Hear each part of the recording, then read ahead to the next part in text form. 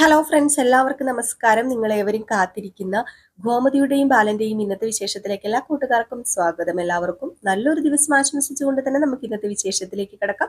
അതിനു മുമ്പായിട്ട് ആരെങ്കിലും നമ്മുടെ ഈ ചാനൽ ആദ്യമായിട്ട് കാണുന്നുണ്ടെങ്കിൽ ഇതുവരെ സബ്സ്ക്രൈബ് ഒന്നും ചെയ്ത് വെച്ചിട്ടില്ലെങ്കിൽ തീർച്ചയായിട്ടും ഒന്ന് സബ്സ്ക്രൈബ് ചെയ്ത് വെച്ചോളൂ.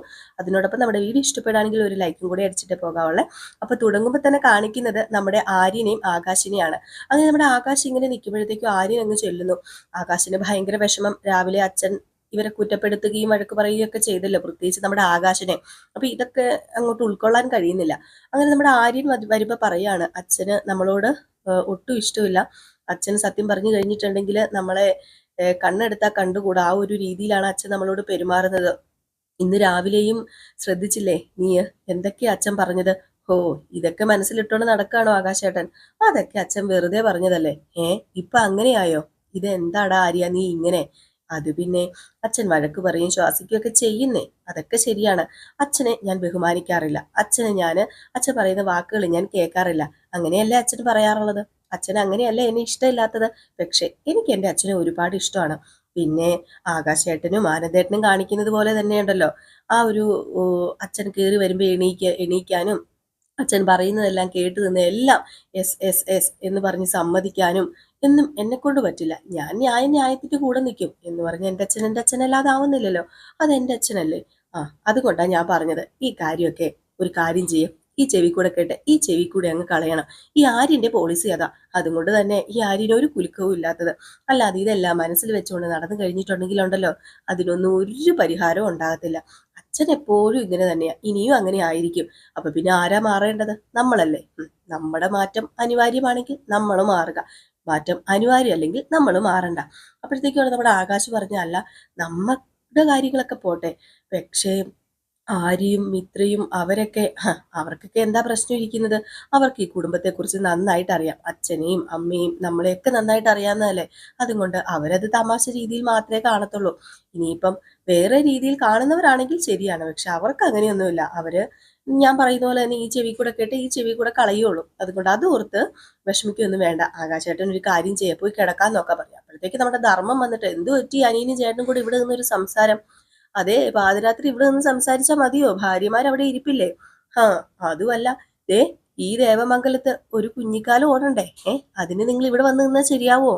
അപ്പോഴത്തേക്കും ഞങ്ങൾക്കോ സമാധാനം കിട്ടുന്നില്ല. ഇനിയിപ്പോ ഒരു കുഞ്ഞിനും കൂടെ ഇങ്ങോട്ട് കൊണ്ടുവന്നിട്ട് ആ കുഞ്ഞിന്റെയും കൂടെ സമാധാനം കളയാൻ എനിക്ക് പറ്റില്ലെന്ന് ആകാശം പറഞ്ഞപ്പം ആര് പറഞ്ഞു?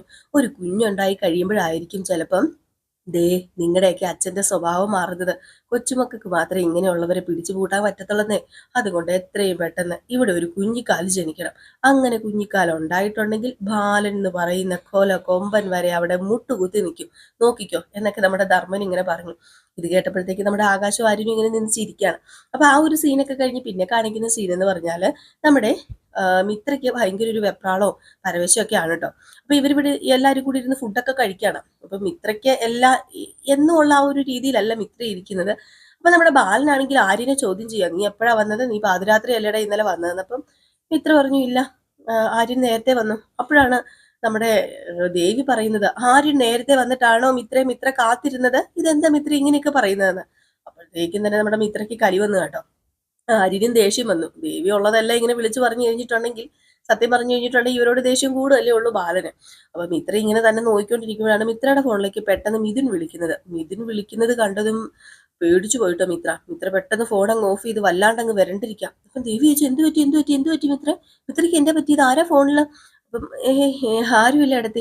അപ്പം പെട്ടെന്ന് ഗോമതി വന്നിട്ട്, എന്താ പറ്റിയത്? എന്താ മോളെന്താ എണീറ്റ് പോകുന്നത്? ഒന്നുമില്ല, എനിക്ക് മതിയായി എന്ന് പറഞ്ഞങ്ങ് പോവാ. അപ്പൊ നമ്മുടെ ദേവിക്ക് എന്തൊക്കെയോ ഒരു ചെറിയ സംശയങ്ങളൊക്കെ തോന്നുകയാണ്. ദേവി ഇങ്ങനെ അങ്ങോട്ടും ഇങ്ങോട്ടൊക്കെ നിന്ന് ചിന്തിച്ചൊക്കെ നിൽക്കുന്നു. ഏതായാലും ഈ ഒരു സീൻ കഴിഞ്ഞ് നമ്മുടെ ദേവി അല്ലാട്ടോ മിത്രയാട്ടോ മിത്രയാണ് കേട്ടോ അവിടെ നിന്ന് എണീറ്റ് പോയത്. ദേവി ഇങ്ങനെ ചിന്തിച്ച് നിൽക്കുക ചെയ്തത്. അത് കഴിഞ്ഞ് പിന്നെ നമ്മുടെ മിത്രേനെ തന്നെയാണ് കാണിക്കുന്നത്. അപ്പൊ മിത്രയും മീനാക്ഷിയും കൂടി ഇങ്ങനെ നടന്നു പോകുമ്പോഴത്തേക്കും മിത്രയുടെ ആ ഒരു മുഖഭാവമൊക്കെ കണ്ടപ്പോൾ മീനാക്ഷിക്കും എന്തോ തോന്നുന്നുണ്ട്. അപ്പൊ മീനാക്ഷി ചോദിച്ചു, എന്ത് പറ്റി മിത്ര, നിനക്ക് എന്തോ ഒരു വെപ്രാളവും പരവേശമൊക്കെ ആണല്ലോ, എന്തെങ്കിലും പ്രശ്നമുണ്ടോ? അതെ, എന്തെങ്കിലും പ്രശ്നം ഉണ്ടെങ്കിൽ എന്നോട് പറയണം കേട്ടോ. അത് പിന്നെ മീനാക്ഷി ചേച്ചി, എനിക്ക് പ്രശ്നങ്ങളൊന്നും ഇല്ല. അല്ല, പ്രശ്നം ഉണ്ടെന്നാ എനിക്ക് തോന്നുന്നത്. എനിക്ക് ഇപ്പൊ തന്നെ വല്ലാത്ത ടെൻഷനാണ്. നീ വിചാരിക്കുന്ന പോലെ അത്രയ്ക്ക് കല്ലു മനസ്സൊന്നും അല്ല എന്റേത്. അതുകൊണ്ട് എന്തെങ്കിലും പ്രശ്നം ഉണ്ടെങ്കിൽ പറയാന്. അപ്പോഴാണ് പെട്ടെന്ന് നമ്മുടെ മിത്ര വിചാരിച്ചത് വേണ്ട, ഇനിയിപ്പോൾ ഈ പ്രശ്നം പറഞ്ഞു കഴിഞ്ഞിട്ടുണ്ടെങ്കിൽ എനിക്ക് സമാധാനം ഉണ്ടാവുമായിരിക്കും. ഒരാളോട് ഒരു പ്രശ്നം ഷെയർ ചെയ്യുമ്പോൾ എനിക്ക് സമാധാനം വരും, പക്ഷെ അപ്പം മീനാക്ഷി ചേച്ചിയുടെ സമാധാനം നഷ്ടപ്പെടും. വേണ്ട, ഇത് വെറുതെ പറഞ്ഞു കുളവാക്കണ്ട എന്ന് പറഞ്ഞ് നമ്മുടെ മിത്ര അത് പറയുന്നില്ല കേട്ടോ. എന്തായാലും മീനാക്ഷിക്കും ചെറിയ സംശയമുണ്ട്. ആകപ്പാടെ നമ്മുടെ മിത്രയ്ക്ക് മൊത്തം ഒരു ദുരൂഹതയാണ് നോക്കി കാണുമ്പോഴേക്കും. അത് ബാക്കിയുള്ളവർക്കൊക്കെ തോന്നും. ഏതായാലും മീനാക്ഷിയല്ല മിത്ര അത് ആരോടും പറയാതെ മനസ്സിൽ കൊണ്ട് നടക്കാണ് കേട്ടോ. ഈ സമയത്താണ് നമ്മുടെ കൃഷ്ണമംഗലത്ത് അലോഹിന്റെ പെണ്ണു വീട്ടുകാരൊക്കെ വരുന്നത്. അങ്ങനെ പെണ്ണു വീട്ടുകാരൊക്കെ അവിടെ ഇവരുടെ വണ്ടി ഇടുന്ന ആ ഒരു സ്ഥലം ഉണ്ടല്ലോ, അപ്പൊ ആ ഒരു വഴിയുടെ അവിടെ, അപ്പം അവിടെ വന്ന് വണ്ടി നിർത്തിയിട്ടാണ് ഇവരകത്തേക്ക് കയറി പോകുന്നത്. അങ്ങനെ ഇവരകത്തേക്ക് കയറി പോകുന്നു. ഇവരെ നല്ല രീതിയിൽ തന്നെ ഇവര് അച്യുതനൊക്കെ സ്വീകരിക്കുന്നു. അങ്ങനെ അകത്തേക്ക് കയറി ചെല്ലുമ്പോഴത്തേക്കും ഞങ്ങൾക്ക് പെൺകുട്ടീനെ ഇഷ്ടപ്പെട്ടായിരുന്നു എന്നൊക്കെ പറയുന്നു. അപ്പോഴത്തേക്ക് ഇവരും പറയുന്നുണ്ട്, ഞങ്ങൾക്കും ഇഷ്ടമായി, നിങ്ങളുടെ വീടും കുടുംബം ഒക്കെ ഇഷ്ടപ്പെട്ട് ഞങ്ങൾക്കും, അതുകൊണ്ട് തന്നെ ഞങ്ങൾ ഇങ്ങോട്ടേക്ക് വന്നത്. ഇനി കുറച്ച് പേരൂടെ ഒക്കെ വരാനുണ്ട്, അവരെ പതുക്കെ ഞങ്ങളും കുറച്ച് പേരും കൂടെ ആയിട്ട് ഇനി വന്നോളാം.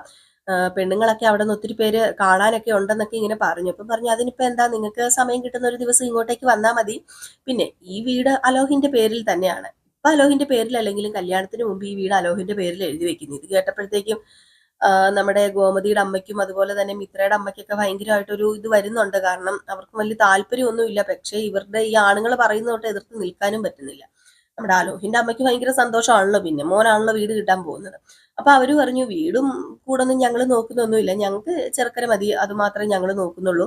സാധാരണ പെണ്ണുങ്ങൾക്കാണല്ലോ സ്ത്രീധനം അങ്ങോട്ടേക്ക് കൊടുക്കുന്നത്, ഇതിപ്പോ ഇങ്ങോട്ടേക്ക് തരുന്ന പോലെ ആണല്ലോ എന്ന് പറഞ്ഞപ്പോ അതൊന്നും നിങ്ങൾ അറിയണ്ട, ഞങ്ങൾ ഈ വീട് ഏതായാലും അലോഹിന് തന്നെയാണ് കൊടുക്കുന്നത് എന്നൊക്കെ പറയാം. അപ്പൊ ഇവരിങ്ങനെ ഭയങ്കര കല്യാണ ചർച്ച ഇവിടെ.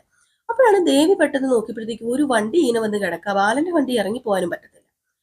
അപ്പോഴത്തേക്കും ദേവി, ആഹാ ഇത് കൊള്ളാലോ, ഈ വണ്ടി ആരാ ഇവിടെ കൊണ്ടിട്ടിരിക്കുന്നത്, ആഹാ ഇനി ബാലച്ചൻ എങ്ങനെ വണ്ടി എടുത്തോണ്ട് പോകും എന്നൊക്കെ ഇങ്ങനെ പറഞ്ഞിട്ട് ഒരു കാര്യം ചെയ്താലോ, കാറ്റങ്ങ് കുത്തിവിട്ടാലോ എന്ന്. ഏയ് വേണ്ട വേണ്ട, ഇതേതായാലും ശരിയാവില്ലല്ലോ, ഇത് ചോദിച്ചിട്ട് തന്നെ കാര്യം എന്ന് പറഞ്ഞാൽ അവരിങ്ങ് ഇറങ്ങിയൊക്കെ വന്നപ്പോഴത്തേക്കും, ഓഹോ നിങ്ങളാണോ ഇവിടെ കൊണ്ട് വണ്ടി ഇട്ടത്, ആഹാ അത് കൊള്ളാലോ, ആരോട് ചോദിച്ചിട്ട് ഇവിടെ കൊണ്ട് വണ്ടി ഇട്ടേക്കുന്നതെന്നും പറഞ്ഞ് നമ്മുടെ ദേവി അങ്ങ് തുടങ്ങി. അപ്പോഴത്തേക്കും ബാലൻ വന്നിട്ട് എന്താ മോളെ എന്ന് ചോദിച്ചപ്പോ, ദേ ബാലച്ച, കണ്ടില്ലേ ബാലച്ചന്റെ വണ്ടി ഇവിടെ നിന്ന് ഇറങ്ങി പോകാൻ പറ്റുമോ, ഇല്ലല്ലോ, ഇവര് കൊണ്ട് ഈ വണ്ടി ഇവിടെ കയറ്റിയിട്ടിരിക്കുക, ആരോട് ചോദിച്ചിട്ട്, ആഹാ അത് കൊള്ളാലോ, അല്ല നിങ്ങളുടെ വീട്ടിൽ വരുന്നവരല്ലേ എന്തിനാ ഇവിടെ കൊണ്ട് വണ്ടി ഇടുന്നതെന്ന് ചോദിച്ചുകൊണ്ട് പിന്നെയും ദേവി. അപ്പം ഇവർക്ക് ദേഷ്യം വന്നു കേട്ടോ. അച്യുതനും ആനന്ദനൊക്കെ ദേഷ്യം വന്നിട്ട് അവര് പെട്ടെന്ന്, ആഹാ നിനക്കെന്താടി, നീ എന്തിനാടി ഇതൊക്കെ ചോദ്യം ചെയ്യുന്നതെന്ന് ചോദിച്ചുകൊണ്ട് മെക്കിട്ട് കയറാൻ വന്നപ്പം പെട്ടെന്ന് ബാലൻ പറഞ്ഞു, ദേ എന്റെ മരുമകളെ തൊട്ടു പോയാലുണ്ടല്ലോ എന്റെ കയ്യിൽ നിന്ന് മേടിക്കും. അവള് പറയുന്നതിൽ എന്താ തെറ്റിരിക്കുന്നത്, എന്റെ വണ്ടി എടുക്കണ്ടേ, ഈ വണ്ടി ഇട്ട എന്റെ വണ്ടി എങ്ങനെ എടുക്കുന്നു പറഞ്ഞുകൊണ്ട്. അപ്പോഴാണ് കൂടെ വന്നെന്ന് പറഞ്ഞ പെണ്ണു വീട്ടുകാരെല്ലാം പറയുന്നത്, അലോഹിനെ കാണാൻ വന്ന പെണ്ണു വീട്ടുകാർ പറഞ്ഞു, ഇതെന്ത് പറ്റി ഈ അയലോക്കം ഇങ്ങനെ, ഓഹോ ഇത് കൊള്ളാലോ, അപ്പം വെറുതെ അല്ല ഇവര് നേരത്തെ പറഞ്ഞത് ഈ അയലോക്കം ഇങ്ങനെയാണെന്ന്, ഓഹോ അപ്പൊ ഞങ്ങളുടെ കുടുംബത്തിനെ കുറിച്ച് നേരത്തെ പറഞ്ഞു തന്നിട്ടുണ്ടല്ലേ, ആഹാ അത് കൊള്ളാലോ, ബാലച്ച കേട്ടോ, നമ്മുടെ കുടുംബത്തെ കുറിച്ച് പറഞ്ഞു കൊടുത്തിട്ടുണ്ടെന്ന്. ഇത് കേട്ടതും ബാലനും ദേഷ്യം വന്നു. അങ്ങനെ അങ്ങോട്ടും ഇങ്ങോട്ടും കച്ചറ പുച്ചറയൊക്കെ ആയിട്ടോ. ദേവിയാണെങ്കിൽ ഒന്ന് പറഞ്ഞാൽ രണ്ടു പറയും, രണ്ടു പറഞ്ഞാൽ മൂന്ന് പറയും എന്നുള്ള മട്ടിൽ നിൽക്കുകയാണ്. അപ്പൊ നമ്മുടെ ആനന്ദാണ് ഇതൊക്കെ കേട്ടിട്ട് ഓടി വരും. ആനന്ദ് ചോദിച്ചു, ഇവിടെ എന്താ പ്രശ്നം, ഇവിടെ എന്താ പ്രശ്നം. അത് പിന്നെ ആനന്ദേട്ടാ, ദേ നമ്മുടെ ബാലച്ചന്റെ വണ്ടി ഇറങ്ങി പോകാത്ത രീതിയിൽ കൊണ്ടുപോയി ഒരു കാർ ഇട്ടിരിക്കുന്നു, അത് ശരിയാണോ, അത് ചോദ്യം ചെയ്യാൻ തന്നെ എന്നെയും ബാലച്ചനെയും ഇവര് തല്ലാൻ വരുവാന്ന്. അപ്പൊ ആനന്ദ് അതേ കയറി ഇടപെട്ടു. ലാസ്റ്റ് അങ്ങോട്ടും ഇങ്ങോട്ടും ഇടപെട്ട് എങ്ങനെയൊക്കെയോ അവിടുത്തെ അവർ പോവുകയാണ് കേട്ടോ. ഏതായാലും ഈ സമയത്ത് നമ്മുടെ ബാലനും അകത്ത് കയറിപ്പോയി. അലോഹാണെങ്കിൽ അവരും അകത്ത് കയറിപ്പോയി. അലോഹും അച്യുതനും അവിടെ ഉള്ളവരൊക്കെ അകത്ത് കയറിപ്പോയി. അപ്പോഴത്തേക്കും പിന്നെ നമ്മുടെ ദേവിയും അതുപോലെ തന്നെ നമ്മുടെ ആനന്ദ് മാത്രമേ ഉള്ളൂ. ദേവി പറഞ്ഞു, കണ്ടില്ലേ, എന്തൊക്കെ പ്രശ്നമാണല്ലേ, പ്രശ്നം ഉണ്ടാക്കാൻ ആൾക്കാർ നോക്കിയിരിക്കുക ആനന്ദേട്ടാ. അത് പിന്നെ നീ എന്തിനാ ഇപ്പൊ ഇവിടെ വന്നത്, അത് ആണുങ്ങൾ തമ്മിലുള്ള പ്രശ്നമല്ലേ, അത് മാത്രല്ല മിത്രയും മീനാക്ഷിയും ഒന്നും അങ്ങനെ ഈ പ്രശ്നത്തിൽ ഇടപെടാറുമില്ല. ഓഹോ അന്ന് പറഞ്ഞുകൊണ്ട് എനിക്ക് ഇടപെടാതിരിക്കാൻ പറ്റുമോ, ഓഹോ അത് കൊള്ളാലോ, എന്താ ആനന്ദേട്ടാ ഈ പറയുന്നത്, പ്രശ്നത്തിൽ ഇടപെടേണ്ടതാണെങ്കിൽ ഇടപെടണം. ആനന്ദേട്ടാ എന്നൊക്കെ വിളിച്ചിട്ട് ഇങ്ങനെ ഇരിക്കുമ്പോ, അല്ല ഞാൻ വേറൊന്നും കൊണ്ടും അല്ല പറഞ്ഞത്, വേറൊന്നും കൊണ്ടും അല്ല പറഞ്ഞത്, ആനന്ദേട്ടൻ എന്നോട് ഇപ്പം ഒരു സ്നേഹവും ഇല്ല. ആര് പറഞ്ഞു നിന്നോട് എനിക്ക് സ്നേഹമില്ലെന്ന്, അല്ല നിനക്ക് അങ്ങനെ തോന്നിയിട്ടുണ്ടോ, പിന്നെ സ്നേഹം മനസ്സിൽ കൊണ്ട് നടക്കാനുള്ളതല്ല പ്രകടിപ്പിക്കാനുള്ളതല്ലേ, ആണോ, ആ അതെ അതെ എന്ന് പറഞ്ഞപ്പോഴത്തേക്കും നമ്മുടെ ദേവി പറഞ്ഞു, ഒരു ഐ ലവ് യു പോലും പറയാറില്ല എന്നൊക്കെ പറഞ്ഞ് നമ്മുടെ ആനന്ദിനെ കൊണ്ട് നിർബന്ധിച്ച് ഐ ലവ് യു ഒക്കെ പറയിക്കുകയാണ്. അപ്പോഴത്തേക്കും നമ്മുടെ ദേവിയാണെങ്കിൽ ആനന്ദിന്റെ കഴുത്തേലങ്ങ് കയറി ഒരു തൂങ്ങലും തൂങ്ങുന്നുണ്ട്. എന്റെ ദൈവമേ, സത്യം പറഞ്ഞു കഴിഞ്ഞിട്ടുണ്ടെങ്കിൽ ആനന്ദ് വീണെന്ന് നമ്മൾ ഓർത്ത് പോകും കേട്ടോ. ഏതായാലും ഈ സമയത്ത് നമ്മുടെ ദേവീനെ ആനന്ദൊക്കെ എടുത്ത് കറക്കുന്ന ചെറിയ റൊമാൻസ് സീനൊക്കെ കാണിക്കുന്നുണ്ട്. അപ്പൊ അങ്ങനെയൊക്കെ പോവുകയാണ്. അപ്പൊ ഇത് കഴിഞ്ഞ് അടുത്ത സീൻ എന്ന് പറഞ്ഞാല് കൃഷ്ണമംഗലമാണ് കേട്ടോ. അപ്പൊ കൃഷ്ണമംഗലത്തിൽ ഈ കല്യാണ ചർച്ചയും അതുപോലെ തന്നെ ഇന്ന് പ്രശ്നം ഉണ്ടായ ചർച്ചയൊക്കെ നടക്കുകയാണ്. അതുപോലെ മനഃപൂർവ്വം വിഷയം ഉണ്ടാക്കിയതാണ്. ഈ കല്യാണം മുടക്കാൻ വേണ്ടിയാണ്. ഈ കല്യാണം നമുക്ക് അവരുടെ മുമ്പിൽ വെച്ച് നടത്തി കാണിച്ചു കൊടുക്കണം. ഇപ്പം നമ്മൾ പ്രശ്നം ഉണ്ടാക്കാൻ പോകരുത്. ഇപ്പം പ്രശ്നം ഉണ്ടാക്കാൻ പോയി കഴിഞ്ഞിട്ടുണ്ടെങ്കിൽ അതൊരിക്കലും ശരിയാവില്ല. ഈ കല്യാണം നടന്ന് കാണണം. ഈ കുടുംബത്തിലെ ഒരു കല്യാണം അതെങ്ങനെ നടത്തണമെന്ന് അത് നമ്മൾ കാണിച്ചു കൊടുക്കും. ആനന്ദിന്റെ കല്യാണത്തിനേക്കാളും ഇരട്ടിയുടെ കേമമായിട്ട് തന്നെയായിരിക്കും ഈ കല്യാണം നടക്കാൻ പോകുന്നത്. അതുകൊണ്ട് നമ്മളൊക്കെ സൈലന്റ് ആയിട്ട് ഇരിക്കണം എന്നൊക്കെ ഇങ്ങനെ പറയാം. അതായത് വയലന്റ് ആകണ്ട, ഇപ്പൊ അത് പോട്ടെ, അതൊക്കെ അങ്ങ് വിട്ടേരെ. അവരൊരു പ്രശ്നം ഉണ്ടാക്കാൻ വേണ്ടിയാണ് ഇങ്ങനെയൊക്കെ പറയുന്നത്. അപ്പൊ നമ്മൾ ഇനിയും പ്രശ്നം ഉണ്ടാക്കി കഴിഞ്ഞാൽ ചിലപ്പോൾ ഇനിയും കല്യാണമൊക്കെ മുടങ്ങി കഴിഞ്ഞാൽ എന്ത് ചെയ്യും? അതുകൊണ്ട് ഒരു തിരിച്ചടി കൊടുക്കണം. അതിപ്പോ കൊടുക്കുന്നില്ല, ഈ കല്യാണമൊക്കെ കഴിഞ്ഞിട്ട് കൊടുക്കാന്ന് പറയാണ് കേട്ടോ. അപ്പോഴത്തേക്കും നമ്മുടെ അച്ഛമ്മ പറഞ്ഞു, അല്ല ഇവിടുന്ന് ചില പ്രശ്നങ്ങൾ അങ്ങോട്ടൊക്കെ നമ്മൾ ഉണ്ടാക്കിയിട്ടുണ്ടല്ലോ. അപ്പൊ അലോക് പറയാ, ദേ അച്ഛമ്മേ ഒന്നും മിണ്ടാതിരിക്കുന്നുണ്ടോ? വെറുതെ അച്ഛമ്മ ഓരോന്നിങ്ങനെ കിടന്ന് എന്തിനാ പറയുന്നത്? ദേ ധൃതി വെക്കുന്നില്ല, ഇപ്പൊ പ്രശ്നങ്ങളൊന്നും ഉണ്ടാക്കണ്ട. എന്തായാലും ആ മിഥുനെ ഒന്ന് കാണട്ടെ, ഒരു മറുപടി ഞാൻ കൊടുത്തിരിക്കുന്നു പറഞ്ഞു. ഏതായാലും ഇത് നമ്മുടെ മിത്രയുടെ അമ്മയ്ക്കും അതുപോലെ അച്ഛമ്മയ്ക്കും ഒന്നും ഇഷ്ടപ്പെടുന്നില്ല കേട്ടോ. പക്ഷെ അലോഹിന്റെ അമ്മയ്ക്ക് നന്നായിട്ട് ഇഷ്ടപ്പെടുന്നുണ്ട്. അപ്പൊ അച്യുതൻ പറയുക, അവളുണ്ടല്ലോ ആ ദേവി, അവളുടെ ചാട്ടം കണ്ടാല് അപ്പൊ തന്നെ വെട്ടി ഞുറുക്കാൻ തോന്നും. അപ്പോഴത്തേക്ക് അലോഹിന്റെ അമ്മ പറഞ്ഞ, മീനാക്ഷി ചുമ്മാതൊന്നും എടുത്ത് ചാടാറില്ല, ഇതങ്ങനെയല്ല. ഓ ദേവി ഉണ്ടല്ലോ, അവൾ ആരാ സാധനം. ആ ദേവി മംഗലം പൊളിച്ചെടുക്കാൻ വേണ്ടി നമ്മൾ ഇറങ്ങണ്ട, ദേവി തന്നെ പൊളിച്ചെടുക്കും. ആ അല്ല അനന്തേട്ടൻ നോക്കിക്കോ, മിത്ര ഈ ദേവിനെ ദേവി ഈ മിത്രനെ പൊളിച്ചെടുക്കും എന്നൊക്കെ ഇങ്ങനെ പറയാ. നമ്മുടെ അച്ഛമ്മ പറഞ്ഞു, വേണ്ട, ഈ ഒരു സമയത്ത് ഒരു ബഹളം വേണ്ട. പറഞ്ഞല്ലോ കാത്തിരുന്നേ ചെയ്യുന്നുള്ളൂ. ഇപ്പൊ ഒന്നും ചെയ്യുന്നില്ല. അമ്മ സമാധാനപ്പെട്. ഇപ്പം ഇവന്റെ കല്യാണത്തിന് ഞങ്ങൾ പ്രാധാന്യം കൊടുക്കുന്നത്. അതൊന്ന് കഴിഞ്ഞോട്ടെ, അത് കഴിയുമ്പോ കാണാം ഇവിടെ എന്താ നടക്കാൻ പോകുന്നതെന്ന്. അപ്പൊ ആ ഒരു സീനൊക്കെ കഴിഞ്ഞ് പിന്നെ കാണിക്കുന്ന സീൻ എന്ന് പറഞ്ഞാല് നമ്മുടെ ദേവി ഈ നേരെ അമ്മേനെ വിളിക്കുകയാണ്. അമ്മേനെ വിളിച്ച് ഇവിടെ നടന്ന കാര്യങ്ങളൊക്കെ അങ്ങ് പറഞ്ഞു കൊടുക്കുക. അപ്പോഴത്തേക്കും പുള്ളിക്കാരി പറഞ്ഞു കൊടുക്കുന്നുണ്ട്, മോളെ ഒരു കാര്യം ചെയ്തോണം, മോള് മൂപ്പിച്ചങ്ങ് വിട്ടോ, അവരുമായിട്ടുള്ള വഴക്കങ്ങോട്ട് കൂടട്ടെ, എങ്കിലേ നമുക്ക് കാര്യമുള്ളൂ. പിന്നെ ബാലനെ മാത്രം മോള് കയ്യിലെടുത്താ പോരാ, ദേവീനെയും കൂടെ കയ്യിലെടുക്കണം.